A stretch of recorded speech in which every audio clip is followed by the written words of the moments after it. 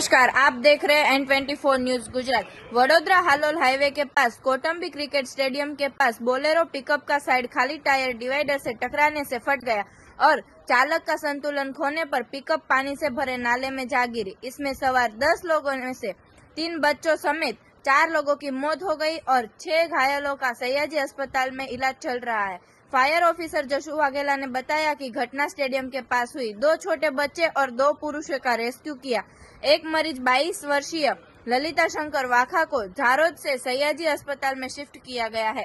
चालक के खिलाफ केस दर्ज। झारोद पुलिस थाना के पीआई कृपाल सिंह झाला ने बताया कि हादसे में 4 लोगों की मौत हुई है। चालक के खिलाफ केस दर्ज कर जांच कर रहे हैं। बोलेरो पिकअप के चालक विमल डामोर ने बताया कि 1 साल से पिकअप चलाते हैं। देखते रहे N24 न्यूज गुजरात। सिर्फ हम तक ही नहीं, सब तक।